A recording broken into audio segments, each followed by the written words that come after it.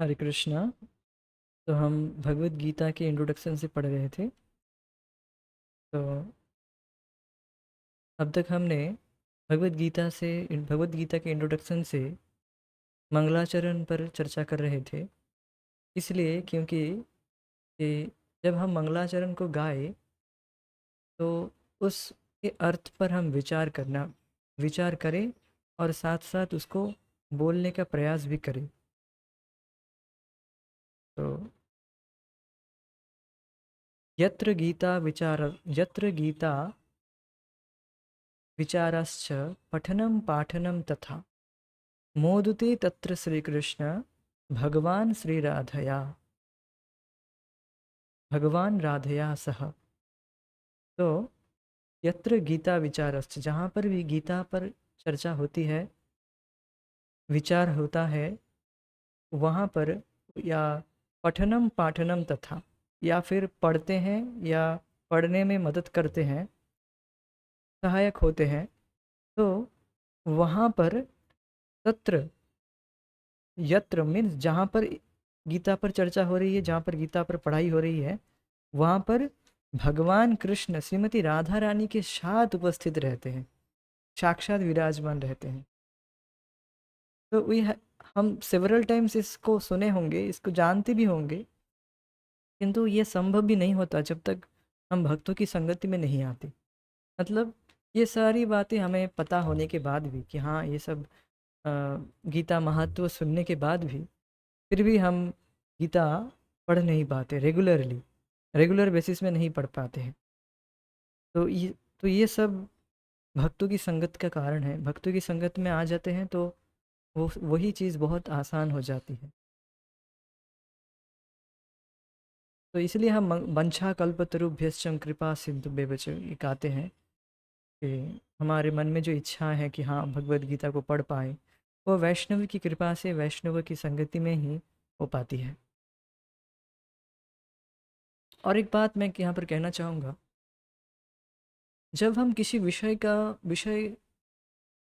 जब हम देखेंगे कि किसी विषय का वैल्यू, उसका मूल्य बहुत ज़्यादा है, तो हम समझ लेते हैं कि इसमें ज़्यादा लोग इंटरेस्ट नहीं लेंगे। किंतु अगर उस विषय के वैल्यू को समझते हैं, तो हम उसके प्रति ज़्यादा आग्रही होंगे। उस विषय अगर हम नीडफुल रखते हैं कि हम समझे कि इसका वैल्यू कितना है, तो हम उसके प्रति अ, आकर्षित होंगे, उसको अपनाएंगे, उसको करेंगे। चाहे दूसरे लोग ना करें, उससे हमें कोई उतना मतलब नहीं है, क्योंकि हमें पता है कि जिस चीज़ का वैल्यू जितना ज़्यादा होता है, ये अंडरस्टूड ही है कि उसमें ज़्यादा लोग इंटरेस्ट नहीं लेंगे, क्योंकि उसका वैल्यू बहुत ज़्यादा है ना।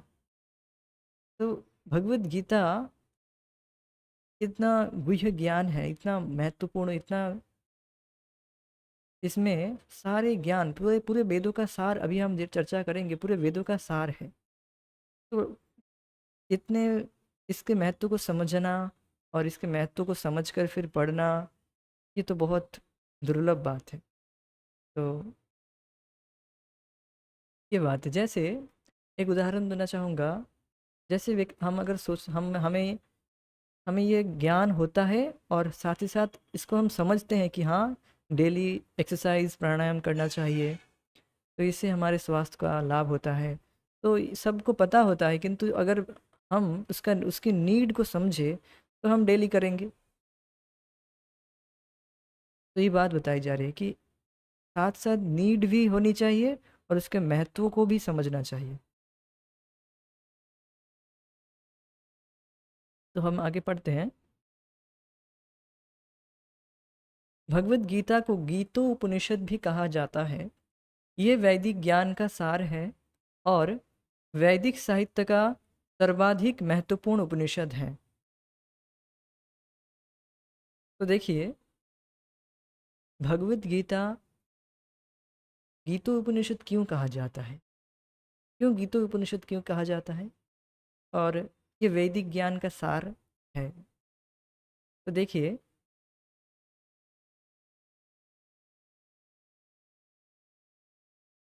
वेदांत सूत्र वेदांत सूत्र मीन्स वेद का अंतिम। तो वेद भगवान के मुख से निश्रित, मुख निश्रित जो वाणी है, दैट इज कॉल्ड वेद। वेद, और या उसमें ही उपनिषद आ जाते हैं। और पुराण, पुराण उसे कहा जाता है जिस जो कि वेद का वेद की व्याख्या है, वेद पर जो, वेद के आधार पर ऋषि मुनि ने जो लिखा है, महाभारत और पुराण आदि, अर्थात जो स्मृति शास्त्र कहलाते हैं। और श्रुति यानी कि वेद, जो डायरेक्ट भगवान के मुख से एमिनेट हो रहा है, मुख मुख निश्रित वाणी है, दैट इज कॉल्ड वेद, या फिर आप कह सकते हैं श्रुति। और जो पुराण है, जैसे महाभारत और पुराण आदि और भी जो पुराण है, ये सब स्मृति कहलाते हैं। अब फिर आप प्रश्न करेंगे तो फिर गीता को क्यों उपनिषद, यहाँ पर गीतो उपनिषद क्यों बताया गया है? उपनिषद मीन्स वेद, वेद में क्यों दिया गया है? तो देखिए, तो गीता स्वयं भगवान ने बोले हैं, तो इसलिए यह श्रुति भी है और स्मृति भी है। और क्योंकि अब भगवान के मुख से एमिनेट हो रहा है, तो इसे हम, ये तो हो ही रहा है। और एक बात कि वेद का जो वेद हमें क्या सिखाता है? वेद हमें सिखाता है संबंध, अविधेय और प्रयोजन। संबंध अर्थात भगवान और जीव के साथ क्या संबंध है, और अविधेय, अविधेय मीन्स प्रोसेस, किस प्रोसेस के द्वारा हम इस संबंध को जागृत कर सके। और प्रयोजन मीन्स गोल, लक्ष्य, लक्ष्य क्या है। इन तीन चीज़ों के विषय में ही वेद में बताया गया है, और कुछ नहीं। और भगवत गीता इस तीन चीज़ों के विषय में ही हमें ज्ञान देता है। और वेद में वेदांत सूत्र, अर्थात जो वेदों का सार, वेदों का अंतिम है, वेदों का निष्कर्ष कह सकते हैं, उसमें 5 टॉपिक है। क्या? ईश्वर, जीव, प्रकृति, काल और कर्म। ये 5 टॉपिक भी, ये 5 टॉपिक बिल्कुल same to same Bhagavad Gita में यही 5 टॉपिक है, छठा नहीं है, कोई छठा टॉपिक और नहीं है, यही 5 टॉपिक है। तो इसलिए सारे शास्त्रों का जो निचोड़ है, जो सार है, वो है भगवत गीता।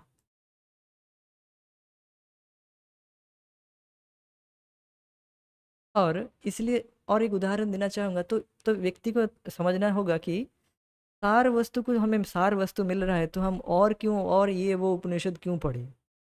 सार ही ग्रहण करेंगे। That mean we don't need to read any other literatures, any other Upanishad, और कोई उपनिषद पढ़ने की जरूरत ही नहीं है। किमन्नय शास्त्र विस्तरे यह स्वयं पद्मनाभस्य मुख, पद्मनाभस्य मुखम पद्मात अभिनिश्रित। और शास्त्र की क्या जरूरत है? जो गीता शास्त्र है, गीता जो भगवान पद्मनाभ मुख से, जिनके मुख से निश्रित हो रहा है, तो और शास्त्र की विस्तृत करने की क्या जरूरत है? तो इसी में सारा ज्ञान बिल्कुल परिपूर्ण रूप से दिया गया है। आप देखेंगे बहुत सारे और शास्त्रों के कुछ श्लोक्स भी आपको गीता में मिलेंगे, क्योंकि गीता सबका सार है, इसलिए इसमें सार वस्तु भी मिलेगी। और एक बात कहना चाहूँगा, अगर आपको फ्रूट जूस मिल रहा है, बिल्कुल जूस निकाल के, बिल्कुल सारा फ्रूट से बिल्कुल जूस निकाल के आपको दिया जा रहा है, तो आप क्या पसंद करेंगे?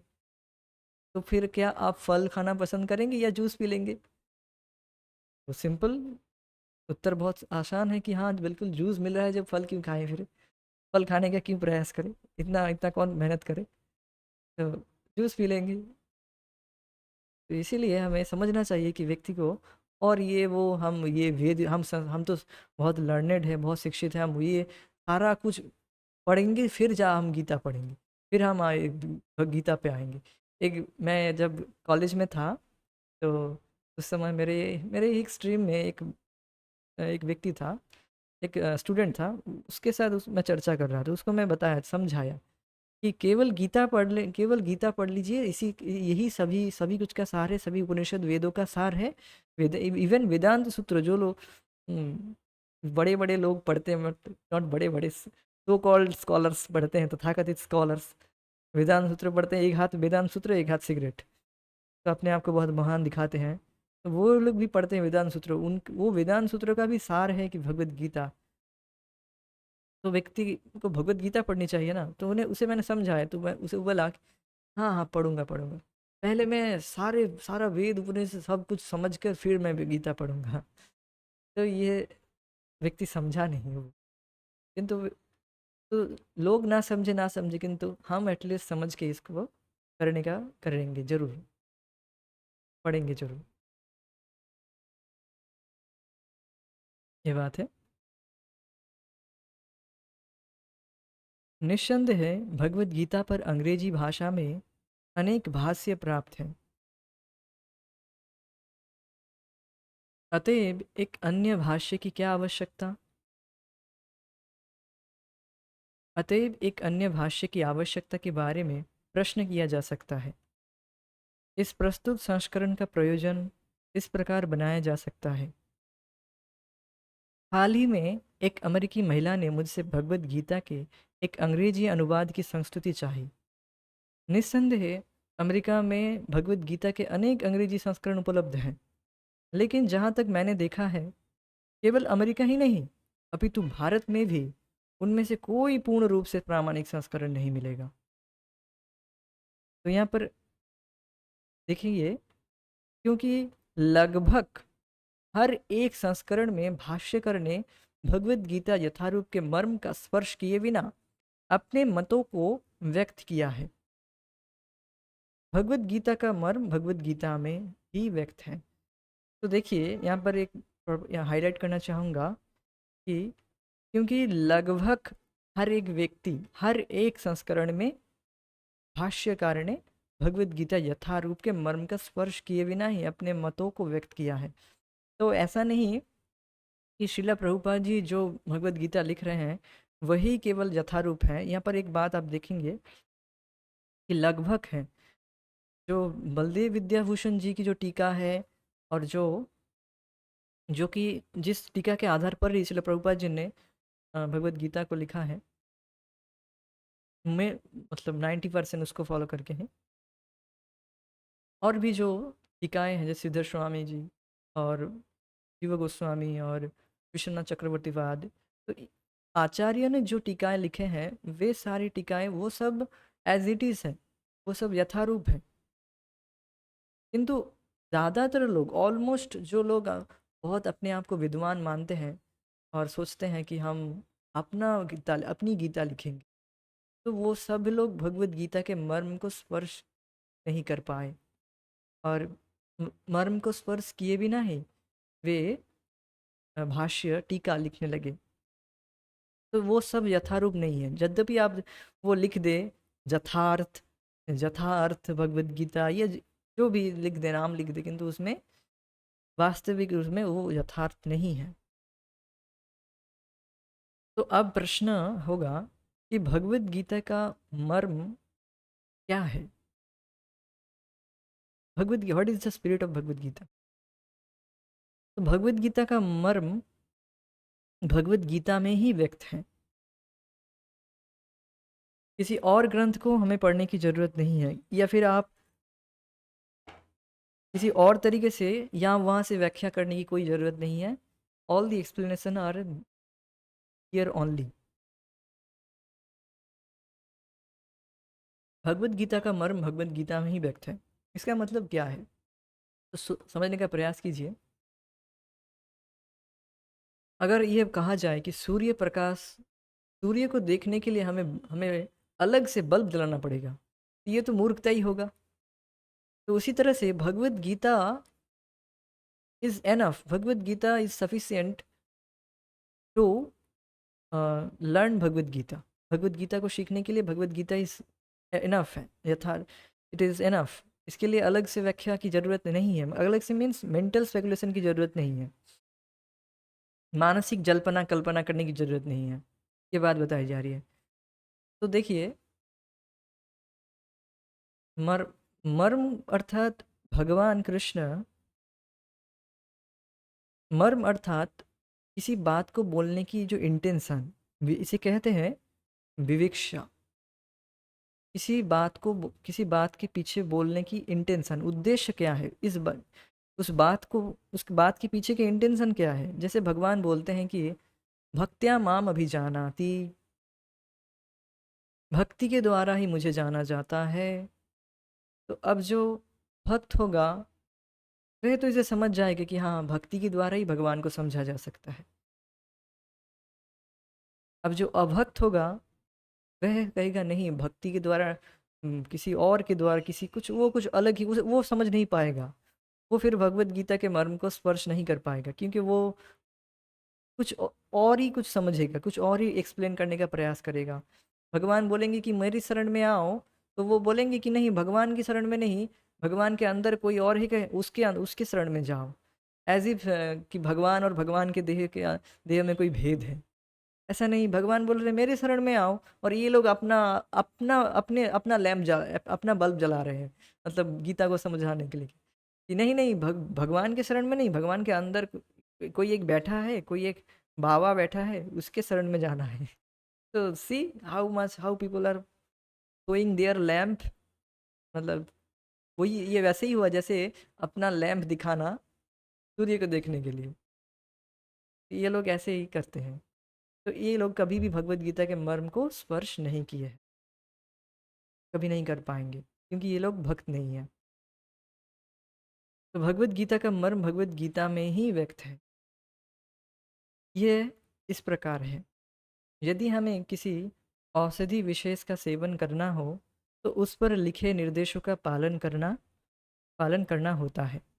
हम मनमाने ढंग से या मित्र की सलाह से औषधि नहीं ले सकते।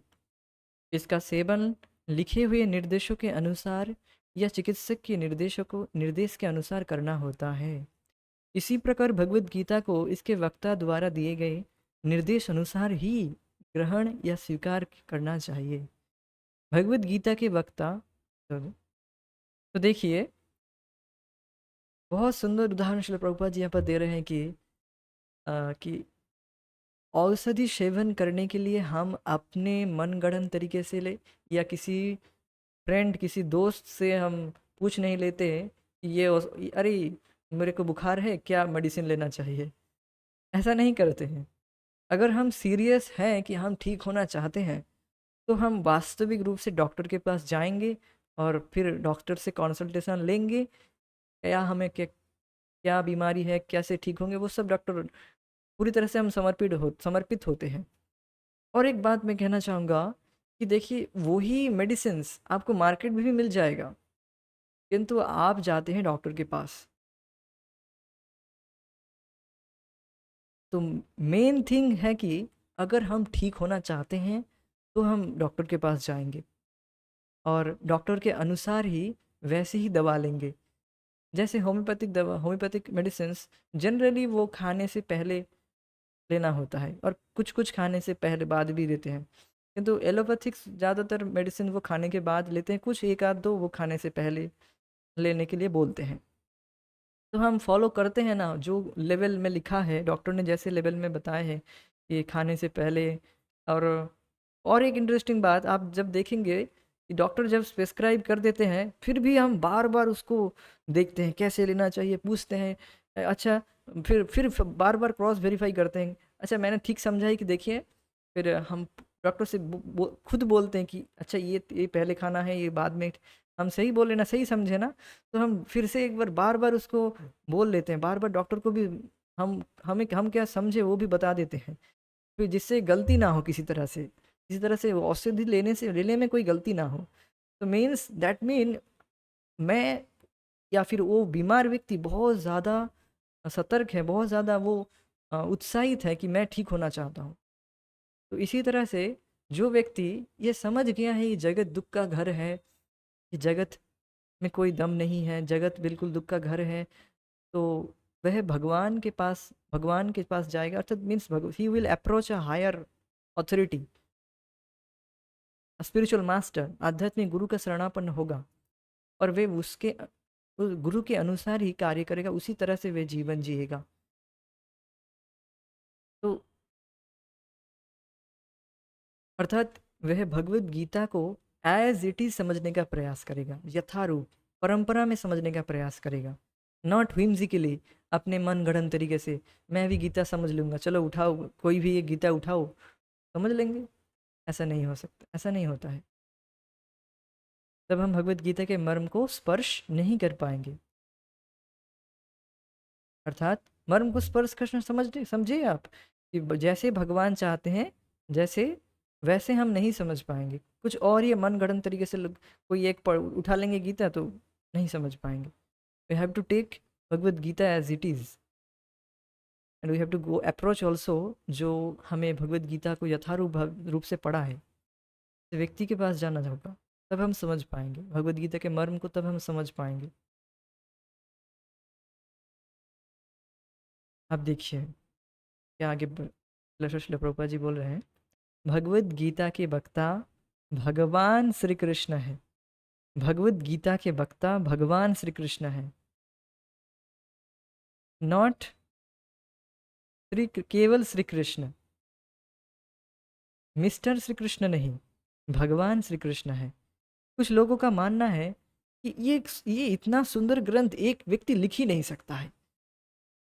परम पूज्य राधा गोविंद महाराज बोलते हैं इस तरह से, अरे ये ग्रंथ, ये इतना सुंदर ग्रंथ एक व्यक्ति लिख ही नहीं सकता है। मतलब वो बोलते हैं मीन्स उनको बताए हैं इस तरह के लोग, हाँ इस तरह से, इस तरह के नास्तिक नास्तिक लोग महाराज को बोले कि ये ग्रंथ तो एक व्यक्ति लिख ही नहीं सकता है, जरूर इसको पाँच छः व्यक्ति मिलकर लिखा होगा।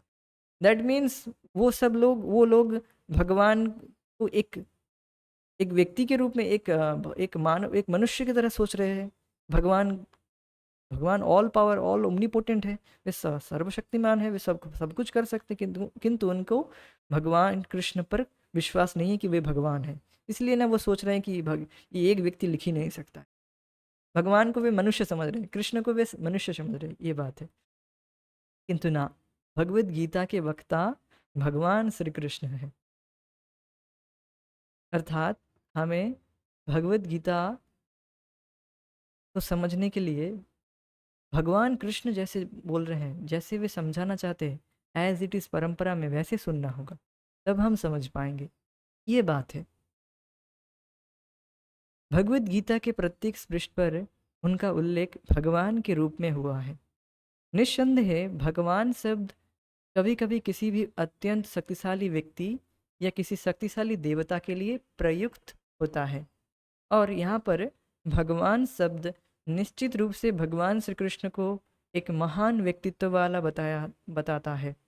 किंतु साथ ही हमें ये जानना होगा कि भगवान श्री कृष्ण पूर्ण पुरुषोत्तम भगवान है। जैसा कि सभी महान आचार्यों जैसे शंकराचार्य, रामानुजाचार्य, मध्वाचार्य, निम्बार्क स्वामी, श्री चैतन्य महाप्रभु तथा भारत के वैदिक ज्ञान के अन्य विद्वानों ने पुष्टि की है, भगवान ने भी स्वयं भगवत गीता में अपने को परम पुरुषोत्तम भगवान कहा है। और ब्रह्म संहिता में तथा अन्य पुराणों में, विशेषतः श्रीमद् भागवत में, जो भागवत पुराण के नाम से विख्यात है, वे इसी रूप में स्वीकार किए गए हैं। कृष्णस्तु भगवान स्वयं। अतः भगवत गीता हमें भगवान ने जैसे बताई है वैसे ही स्वीकार करनी चाहिए। तो देखिए क्या बात बताई गई है।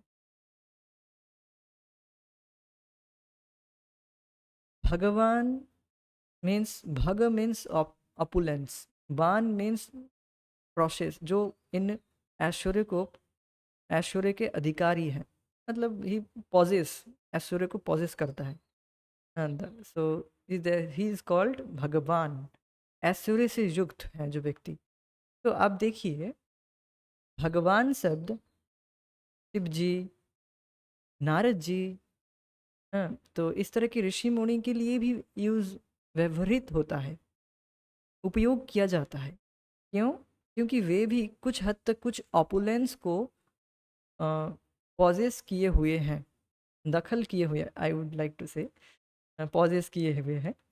तो किंतु उनका जो ये ऑपुलेंसेस है, ये ऐश्वर्य, वे स्वतंत्र रूप में पॉजेस नहीं कर रहे हैं। ये सारा ऐश्वर्य भगवान कृष्ण पर निर्भर है। भगवान कृष्ण है स्वयं भगवान, और इसलिए सारा ऐश्वर्य जिस अब देखेंगे इस जगत में किसी का भी बहुत ज़्यादा वह अगर कुछ ज़्यादा ऑपुलेंट है या सब किसी ना किसी के पास कुछ ना कुछ ऑपुलेंसेस होगा ही इस जगत में। देवता से लेकर सारे मनुष्य तक, ब्रह्मांड के सभी लोगों के पास जो भी ऐश्वर्य है, वे सारे ऐश्वर्य हम मतलब वो उन सारे ऐश्वर्य के मालिक हैं भगवान कृष्ण।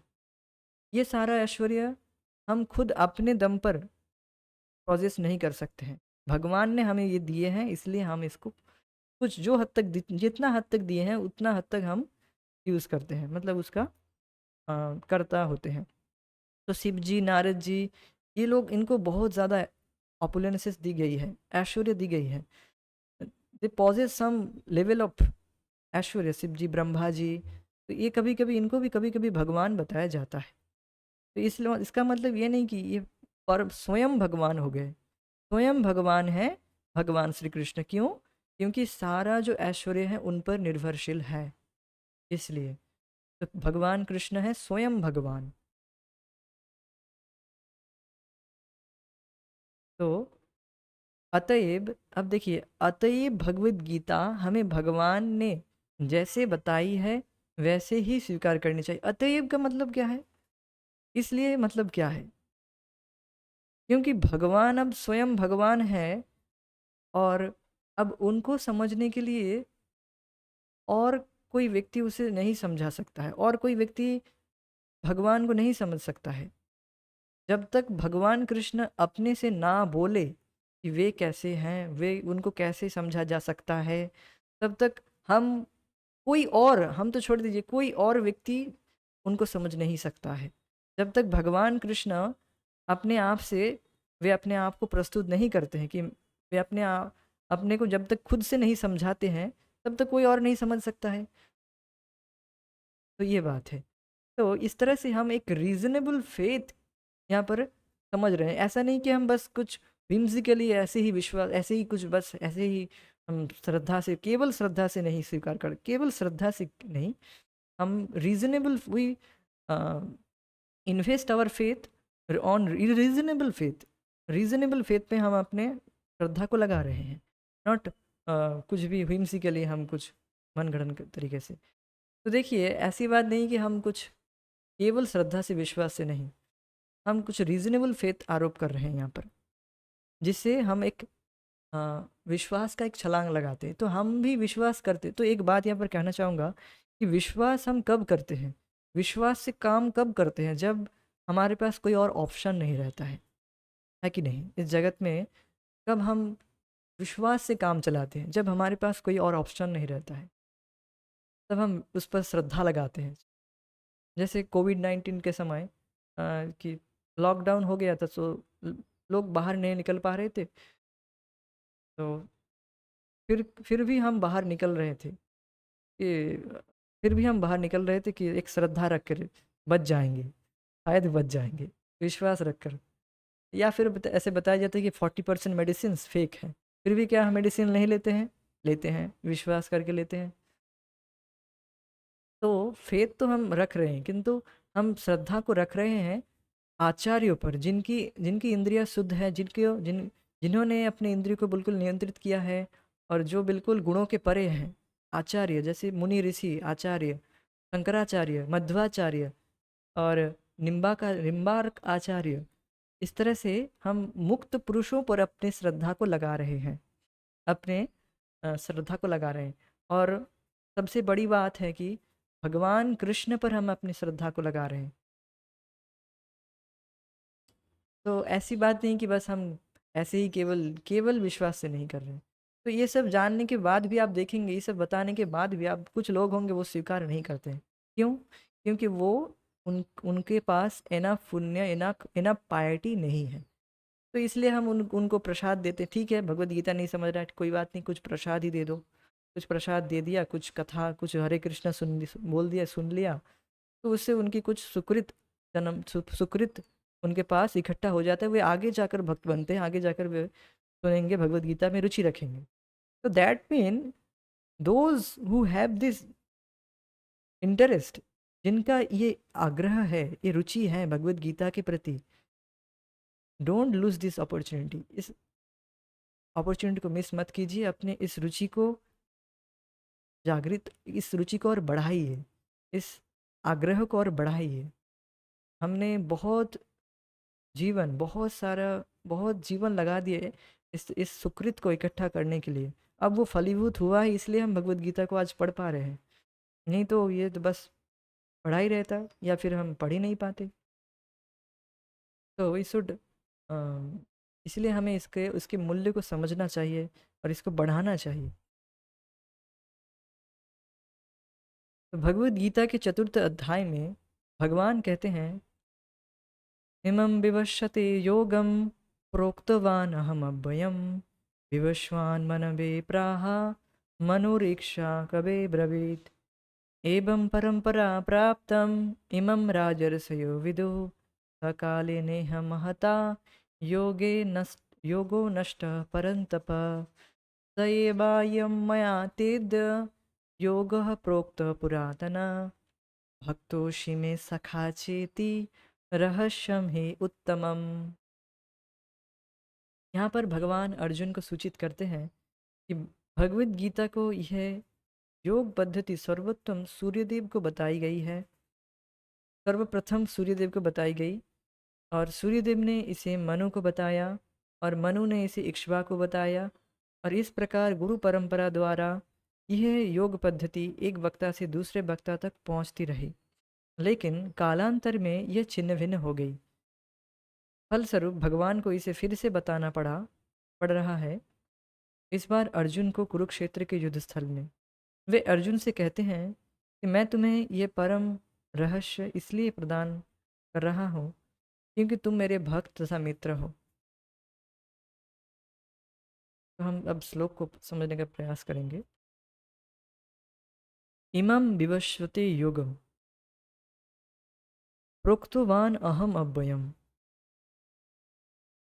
तो यह ज्ञान, ये जो ज्ञान है भगवत गीता का ज्ञान, यही ज्ञान, कोई और नहीं, कोई दूसरा नहीं। भगवान के पास अल्टीमेट ज्ञान है, उनके पास अनलिमिटेड ज्ञान है, असीमित ज्ञान है, फिर भी वे है इसी ज्ञान को दे रहे हैं। तो भगवत गीता प्रचार करने के लिए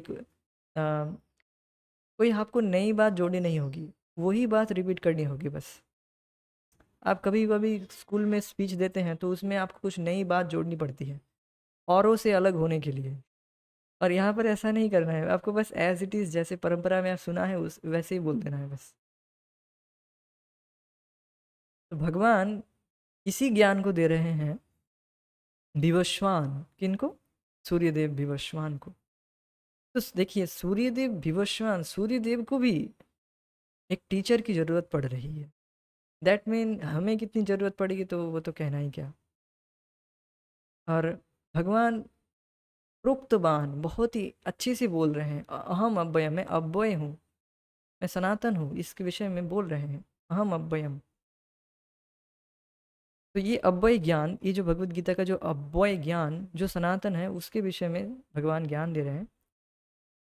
तो विवस्वान मनवे प्राहा, विवस्वान ने मनु को यह ज्ञान अच्छे से बोला। प्राहा मीन्स बहुत अच्छे से ज्ञान दिया मनु को, मनु महाराज को। मनुर इक्ष्वा कवे अब्रवीत, और मनु ने इक्ष्वाकु, राजा इक्ष्वाकु को यह ज्ञान प्रदान किया। तो एवं परंपरा प्राप्तम इमं राजर्षयो बुधु, इस तरह से परंपरा से राजर्षियों ने इस ज्ञान को प्राप्त किया है। तो देखिए यहाँ पर आप देख सकते हैं कि सब एक व्यक्ति दूसरे व्यक्ति को ज्ञान प्रदान कर रहे हैं। तो दो व्यक्ति, केवल क्लास में दो व्यक्ति होगा, दैट ऑल्सो एनफ, एनफ, वो भी पर्याप्त है इस ज्ञान के चर्चा के लिए। तो यहाँ पर आप देख ही सकते हैं, ऐसा नहीं कि बहुत सारे लोग थे, एक एक व्यक्ति दूसरे व्यक्ति को ज्ञान ट्रांसफ़र कर रहे थे। तो राजर्षियों ने इस तरह से इस ज्ञान को प्राप्त किया। अब सकाले नेह महता, महान काल बीत जाने से योगो नष्ट परंतप, हे परंतप यह योग नष्ट हो गया। तो परंतप मीन्स जो शत्रु के विनाश करने वाले हैं, अर्जुन को बता रहे हैं। तो जैसे शत्रु का नाश करते हैं, परंतु अर्जुन वैसे ही ये काल इस ज्ञान का इस ज्ञान का नाश या क्षय कर दिया।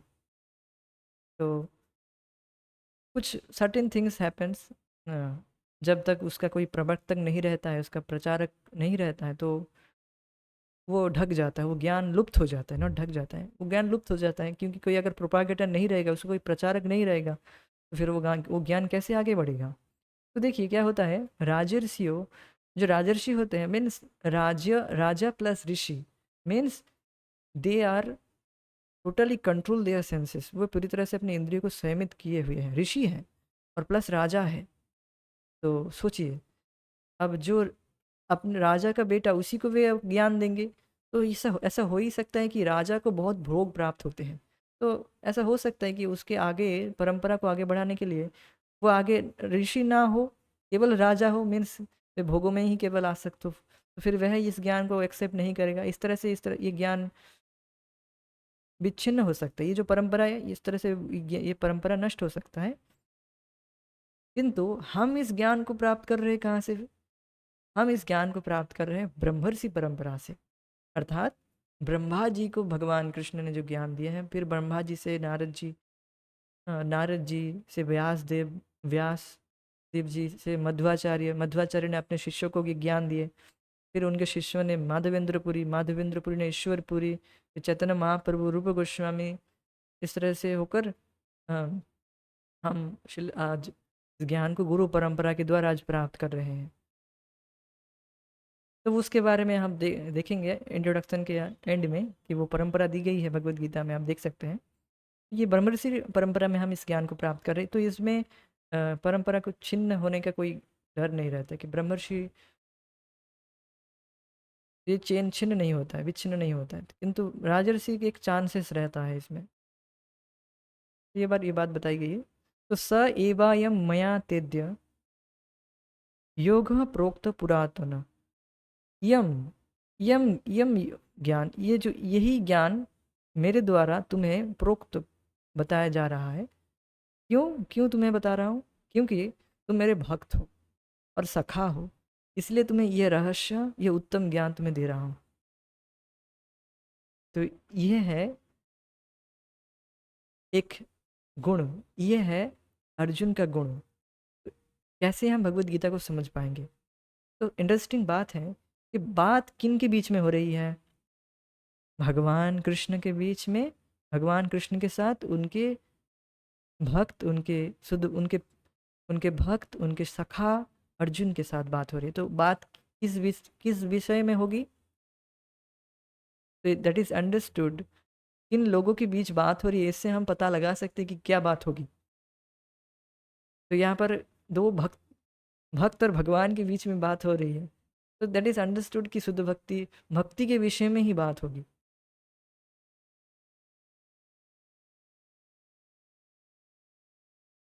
तो इसका तात्पर्य यह है कि भगवत गीता ऐसा ग्रंथ है जो विशेष रूप से भगवत भक्त के लिए है और भगवत भक्त की निमित्त है।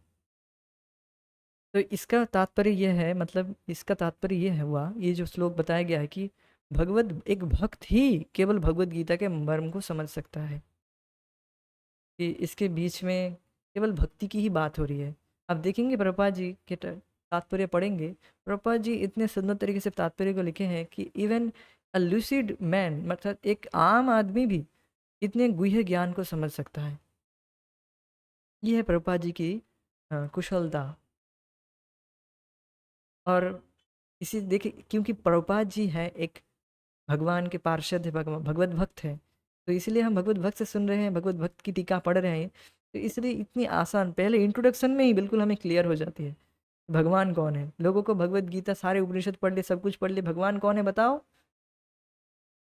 सुन, कुछ नहीं, गोल, कुछ नहीं, कुछ पता नहीं, गुरु जी भगवान है। इस तरह से कुछ भी बताएंगे, गुरु जी भगवान है, ये वो भगवान, जिसको मानो वही भगवान है। Don't you see don't you see so many gods are loitering on the street, देख नहीं पाते कितने सारे भगवान रास्ते में घूम रहे हैं। तो इस तरह के लोग हर बोलेंगे, कुछ भी बोलेंगे, और इस तरह के लोग बुद्धू लोग जो तो भगवत भक्त से जब तक हम नहीं सुनते हैं, भगवत भक्त नहीं होते हैं, जब तक भक्त होने का प्रयास नहीं करते हैं, तब तक हम समझ नहीं पाएंगे।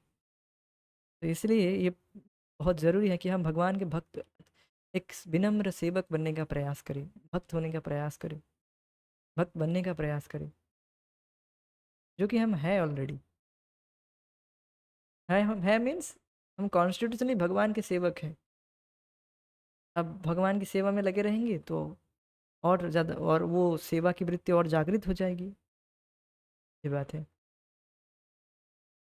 तो आध्यात्मवादियों की तीन श्रेणियां हैं: ज्ञानी, योगी तथा भक्त। या कि अ, या फिर होगा या कि निर्विशेषवादी, ध्यानी और भक्त।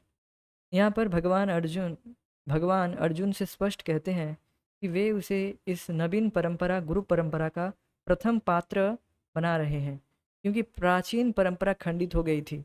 अतएव यह भगवान की इच्छा थी कि सूर्यदेव से चली आ रही विचारधारा की दिशा में ही अन्य परंपरा स्थापित की जाए, और उनकी यह इच्छा थी कि उनकी शिक्षा का वितरण अर्जुन द्वारा नए सिरे से हो। वे चाहते थे कि अर्जुन भगवत गीता का ज्ञान प्रामाणिक भगवत गीता के ज्ञान का प्रामाणिक अधिकारी बने। अतएव हम देखते हैं कि भगवत गीता का उपदेश अर्जुन को विशेष रूप से दिया गया, क्योंकि अर्जुन भगवान का भक्त, स्वयं स्वयं श्री कृष्ण का शिष्य तथा घनिष्ठ मित्र था। अतएव जिस व्यक्ति में अर्जुन जैसे गुण पाए जाते हैं, वह भगवत गीता को सबसे अच्छी तरह समझ सकता है। कहने का तात्पर्य यह है कि भक्त को भगवान, तो इसके बाद में हम कल पढ़ेंगे, इतना तक आज हम समझ लिए कि भगवत गीता को समझने के लिए हमें अर्जुन जैसे समझे, अर्जुन जैसे गुण, अर्जुन में जैसे गुण पाए जाते हैं, उस उन गुणों को एक्वायर करना पड़ेगा, या फिर उस गुण की एस्पायर होना होगा उस गुण के प्रति। अर्थात अर्जुन जैसे भगवान कृष्ण को पहले दिन ही, भगवान कृष्ण को पहले से ही वे परमेश्वर भगवान कृष्ण के रूप में जानते थे। इसीलिए ना वे जब भगवान कृष्ण अर्जुन को बता रहे थे तुम्हें क्या चाहिए, नारायणी सेना चाहिए या मुझे चाहिए, मैं मुझे मेरे को चाहिए, तो अर्जुन बोले मुझे आप ही चाहिए, मैं तो केवल आपको ही चाहता था। तो वे भगवान कृष्ण को भगवान के रूप में जानते थे, उनकी भगवत्ता को जानते थे अर्जुन।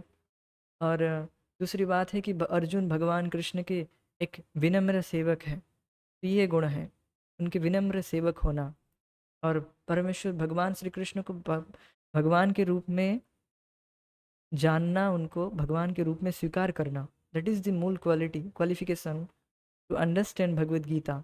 अर्थात निर्मत्सर होना, मत्सरता नहीं रहना, भगवान कृष्ण के प्रति अनुसूया, अर्थात अनुसूया के दोष से रहित होना, ईर्ष्या के दोष से रहित होना।